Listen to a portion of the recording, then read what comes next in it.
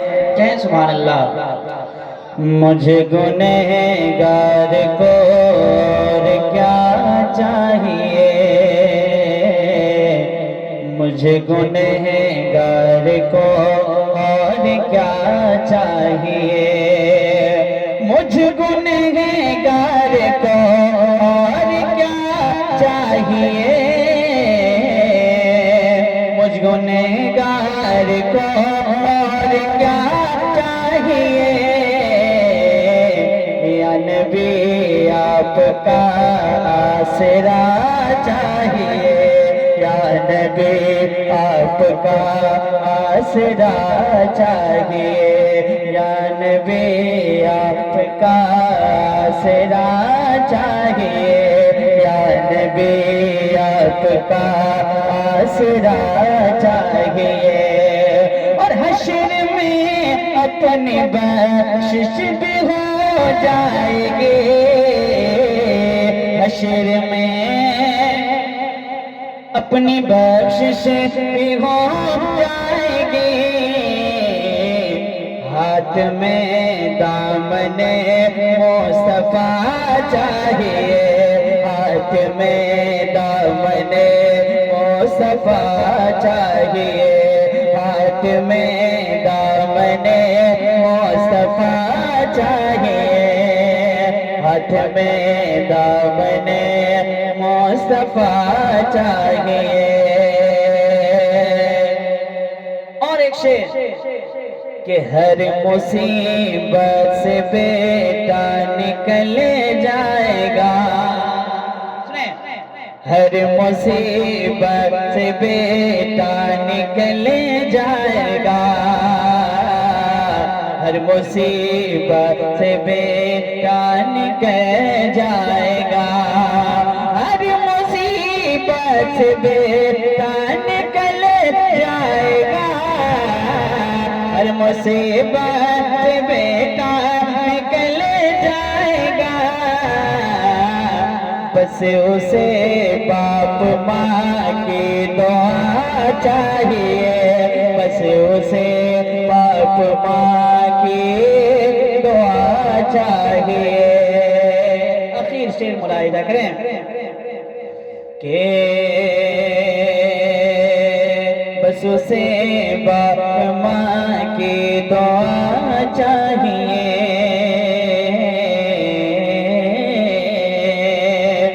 اور مقصود ملت کے دامن کو وہ تھام لے، مقصود ملت کے دامن کو وہ تھام لے، مقصود ملت کے دامن کو وہ تھام لے، مقصود ملت کے دامن کو وہ تھام لے، درد دل کی جسے بے دوا چاہیے، درد دل کی جسے بے دوا چاہیے، یا نبی آپ کا آسرا چاہیے۔ سے آپ نے وفاداری، جبھی تو نام روشن ہے مقصود ملت کا، جبھی تو نام روشن ہے مقصود ملت کا۔ میں نعرہ لگاتا ہوں اور استقبال کرتا ہوں حضور، اور اس وقت زبردست خطاب کے حوالے سے اس علاقے میں مشہور و معروف ایک نام جناب مولانا صابر القادری صاحب اللہ، جنہیں کئی خانقاہوں سے خلافت و اجازت حاصل ہے، بزرگوں کا کرم جس میں ٹوٹ کے برسا، الحمدللہ اسی خطیب کا نام علامہ صابر القادری صاحب اللہ سراہی ہے۔ یہ اس زمانے کے خطیب ہیں جس زمانے میں علامہ غلام ربانی صاحب اللہ دارالعلوم غریب نواز الہ آباد میں پڑھا کرتے تھے، الحمدللہ ان کی عمر سے اندازہ لگایا جا سکتا ہے۔ یہ ہماری خوش نصیبی ہے کہ ہم ہر موقع سے انہیں سماعت کر لیتے ہیں۔ آئیے ان کا استقبال کیجئے۔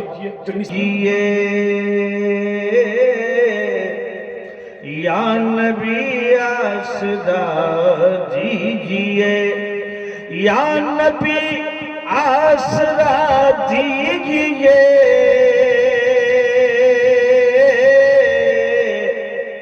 ارے سب کی بگڑی بنا دیجئے، کہ سب کی بگڑی بنا دیجئے، سب کی بگڑی بنا دیجئے، یا نبی آسرا دیجئے، ارے سب کی بگڑی بنا دیجئے۔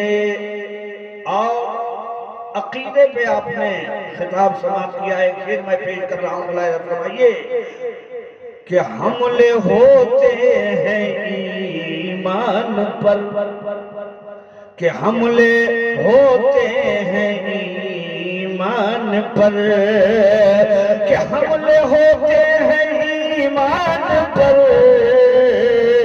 ہم کو احمد رضا دیجئے، کہ ہم کو احمد رضا دیجئے، یا نبی آسدہ دیجئے۔ اور ہم سب قادری ہیں، غوث پاک کے ماننے والے ہیں، شعر میں پیش کر رہا ہوں کہ قادریوں کی ہے التجا، قادریوں کی ہے التجا، ارے قادریوں کی ہے التجا،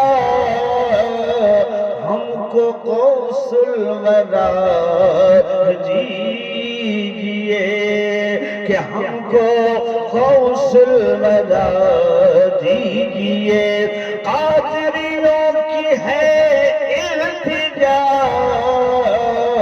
ہم کو غوث الورا دیجئے، یا نبی آسدہ دیجئے۔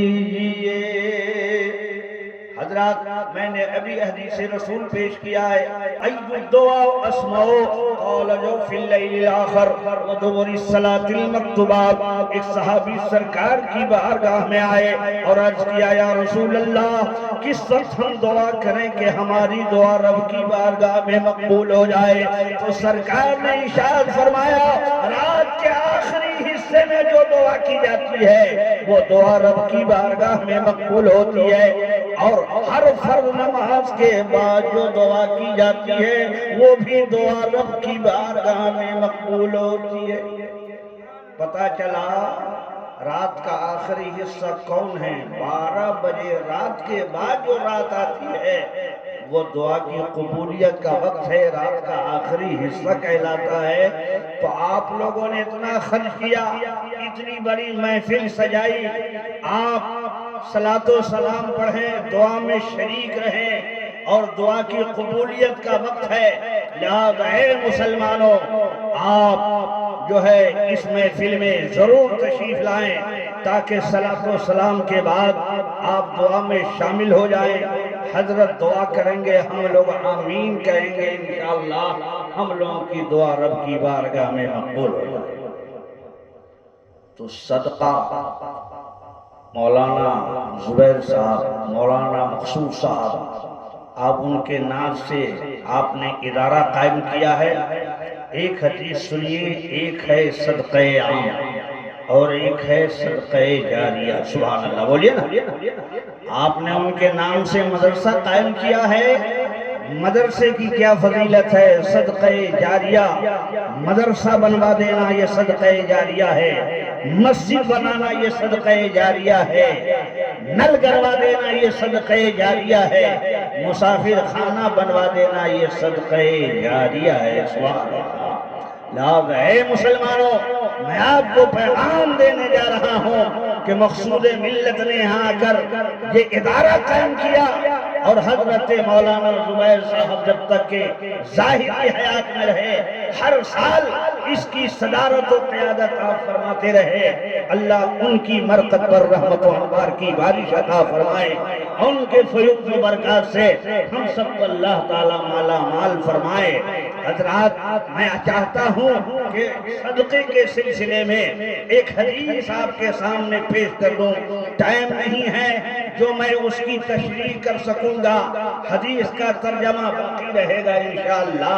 قرآن کے اٹھائیے مشکات شریف جلد اول صفحہ 170 باب افضل الصدقہ حدیث نمبر 34 سطر نمبر 6 7 8 9 10 11 12 13 14 15 16 17 ہے. متبع رشیدیہ ہے.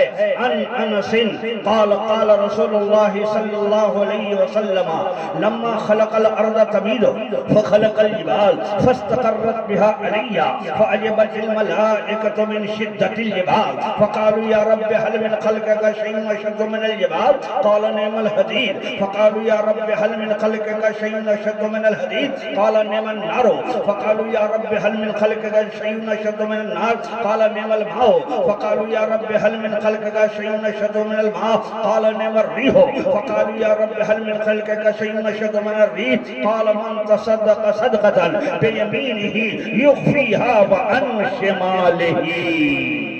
تاکہ بولیے نا سبحان اللہ. اس حدیث پاک میں 7 چیزوں کا ذکر ہے. ٹائم ہی نہیں ہے جو میں آپ کے سامنے کچھ عرض کر سکوں. صرف اتنا کہنا ہے کہ جس کے عرس میں آج ہم لوگ شرکت کیا ہے اور حاضری کی سعادتیں حاصل کر رہے ہیں, اللہ تعالیٰ ان کے فیوض و برکات سے ہم سب کو مالا مال فرمائے. کہیے نا آمین ثم آمین. اللہ تبارک و تعالیٰ کی بارگاہ میں میں دعا کر رہا ہوں کہ رب قدیر ہم سب کو نیک عمل کرنے کی توفیق رفیق عطا فرمائے اور اس مقدس کی تقریب کو اپنی بارگاہ میں قبولیت کا شرف عطا فرمائے, قبول و مقبول عطا فرمائے. اب میں زیادہ کیا آپ کے سامنے عرض کروں, میں محفل پاک میں حاضر آئے. اللہ ہم سب کی حاضری کو قبول فرمائے.